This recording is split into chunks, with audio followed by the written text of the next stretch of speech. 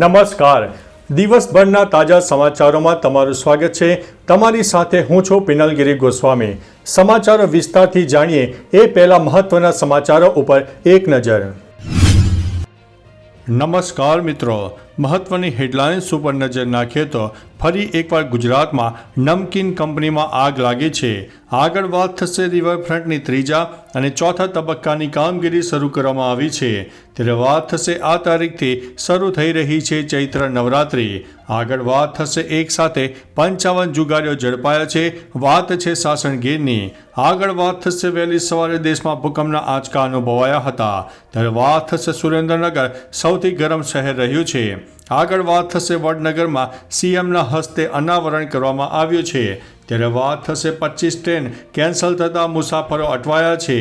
આગળ વાત થશે માર્ચ એન્ડિંગની અસર, આ માર્કેટિંગ યાર્ડ બંધ કરવામાં આવ્યું છે. ત્યારે વાત થશે વિસાવદર વિધાનસભા બેઠક પર પેટા ચૂંટણીનો ત્રિપાંખિયા જંગ ખેલાશે. આગળ વાત થશે ખાદ્ય તેલના કારણે આગે વિકરાળ સ્વરૂપ ધારણ કર્યું છે. ત્યારે વાત થશે ઓબામાનું ચિત્ર સારું પણ મારું ખરાબ કેમ, તેવું ટ્રમ્પે જણાવ્યું છે. હવે મિત્રો સમાચારો વિસ્તારથી. ટ્રમ્પે પોતાના social media platform truth social પર એક પોસ્ટમાં પોતાનો ગુસ્સો વ્યક્ત કર્યો છે. આ જ કલાકારે ભૂતપૂર્વ રાષ્ટ્રપતિ બરાક ઓબામાનું ચિત્ર બનાવ્યું હતું, જે ખૂબ સુંદર લાગે છે, પરંતુ મારું ચિત્ર તેની સૌથી ખરાબ કૃતિ છે. હું આવું ચિત્ર રાખવાને બદલે ત્યાં મારું કોઈ ચિત્ર ન હોય તે પસંદ કરું છું. ટ્રમ્પે ગવર્નર જેરેડ પોલિસ સામે પણ પોતાની નારાજગી વ્યક્ત કરી અને આ ઘટનાને અંગત અપમાન તરીકે લીધું છે.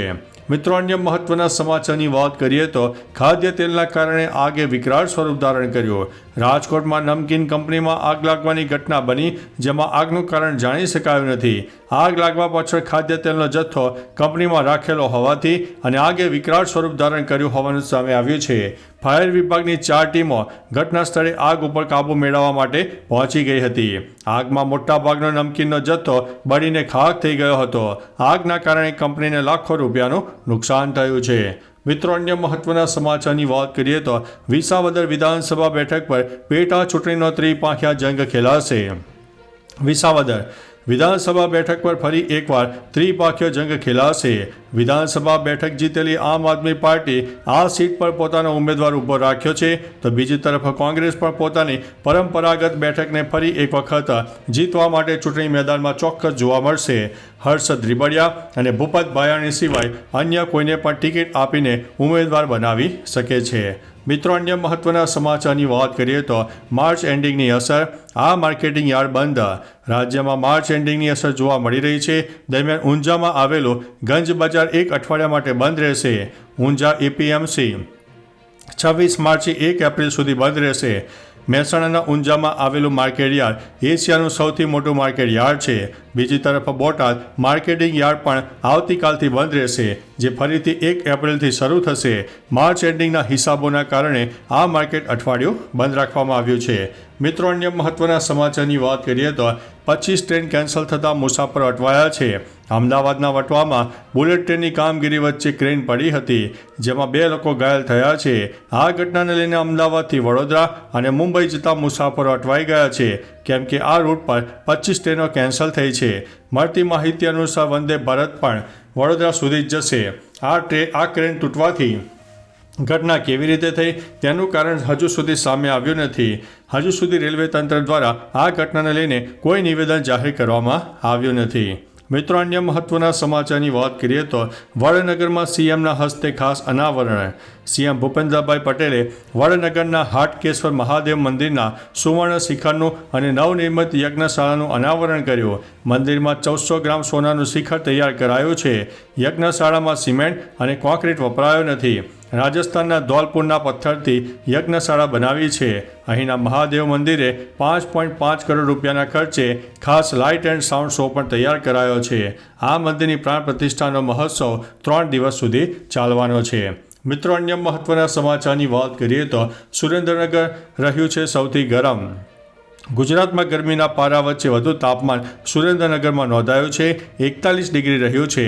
રાજકોટમાં 40.5, કંડલામાં 40, અમદાવાદમાં 39.5, ગાંધીનગરમાં 39.2, ડીસામાં 39.6, વલ્લભ વિદ્યાનગરમાં 39.5, વડોદરામાં 39.2, સુરતમાં 38.7, ભુજ અને નલિયામાં 39.6, અમરેલીમાં 39.6, ભાવનગરમાં 38.1, મહુવા અને કેશોદમાં 39.4 ડિગ્રી તાપમાન નોંધાયું છે. આગાહી છે કે રાજ્યમાં હજુ પણ ગરમી વધવાની છે. મિત્રો, અન્ય મહત્વના સમાચારની વાત કરીએ તો વહેલી સવારે દેશમાં આવ્યા હતા ભૂકંપના આંચકા. કેન્દ્ર શાસિત પ્રદેશ લદ્દાખમાં વહેલી સવારે ભૂકંપના આંચકા અનુભવાયા. આ ભૂકંપની તીવ્રતા રિક્ટર સ્કેલ ઉપર 3.6ની માપવામાં આવી હતી. NCS અનુસાર આ ભૂકંપ સવારે 4 વાગે અને 32 મિનિટની આસપાસ આવ્યો હતો. ભૂકંપના આંચકા અનુભવાતા જ લોકો પોતાના ઘરની બહાર નીકળી આવ્યા હતા. જોકે આ ભૂકંપને કારણે કોઈ જાનમાલના નુકસાનીના અહેવાલ નથી. મિત્રો, અન્ય મહત્વના સમાચારની વાત કરીએ તો એક સાથે 55 જુગારીઓ ઝડપાયા છે. સાસણ ગીરમાં LCB પોલીસે એક બાતમીના આધારે એક રિસોર્ટમાં દરોડા પાડ્યા હતા. અહીં જુગાર રમતા 55 લોકોને પોલીસે પકડ્યા હતા. સાથે પોલીસે 2 કરોડ 90 લાખ રૂપિયાનો મુદ્દામાલ પણ જપ્ત કર્યો હતો. સાસણ ગીર નજીક આવેલ ધ ગીર પ્રીમિયમ રિસોર્ટમાં આ દરોડા પાડ્યા હતા. સંગોધરા ચિત્રાવાડ વચ્ચે આ રિસોર્ટમાં મોટા પાયે જુગારધામ ચાલતું હતું. મિત્રો, અન્ય મહત્વના સમાચારની વાત કરીએ તો આ તારીખથી શરૂ થઈ રહી છે ચૈત્ર નવરાત્રિ. 30 માર્ચથી ચૈત્ર નવરાત્રિ શરૂ થઈ રહી છે, જે રેવતી નક્ષત્ર અને ઇન્દ્ર યોગમાં શરૂ થશે. આ સાથે હિન્દુનું નવું વર્ષ ઉજવાશે.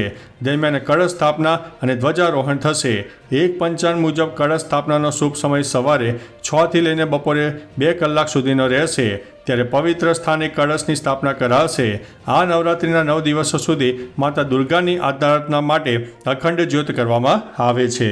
મિત્રો, અન્ય મહત્વના સમાચારની વાત કરીએ તો રિવરફ્રન્ટની ત્રીજા અને ચોથા તબક્કાની કામગીરી શરૂ. અમદાવાદ રિવરફ્રન્ટ પ્રોજેક્ટ પૂર્ણ થવાના આરે છે. હાલમાં વાસણાથી વાદાજ અને શાહીબાગ ડ્રેન સુધીના રિવરફ્રન્ટનો પ્રથમ તબક્કો કાર્યરત છે. બીજા તબક્કામાં ઇન્દિરા બ્રિજથી 5.2 કિલોમીટરનો વિસ્તાર સામેલ છે, જ્યારે ત્રીજો તબક્કો નર્મદા નહેરથી 4 કિલોમીટરનો વિસ્તાર આવરી લે છે. ચોથો તબક્કો 5.8 કિલોમીટરનો વિસ્તાર ધરાવતો હશે, જે PDUથી ગિફ્ટ સિટી સુધીનો રહેનારો છે. મિત્રો, અન્ય મહત્વના સમાચારની વાત કરીએ તો ફરી એકવાર નમકીન કંપનીમાં આગ. રાજકોટમાં નમકીન કંપનીમાં આગ લાગવાની ઘટના બની છે. નાકરાવાડી નજીક વેફર નમકીન બનાવતી KBZ કંપનીમાં આગ લાગી હતી. ફાયર વિભાગની 4 ગાડીઓ ઘટના સ્થળે આવી ગઈ હતી. આગના કારણે અફરાતફરીનો માહોલ સર્જાયો. આગના ધુમાડાના ગોટા 5 કિલોમીટર સુધી દેખાયા, પરંતુ જાનહાનિના કોઈ સમાચાર નથી મળ્યા. તો મિત્રો, આ હતા દેશ અને દુનિયાના સુપરફાસ્ટ સમાચાર.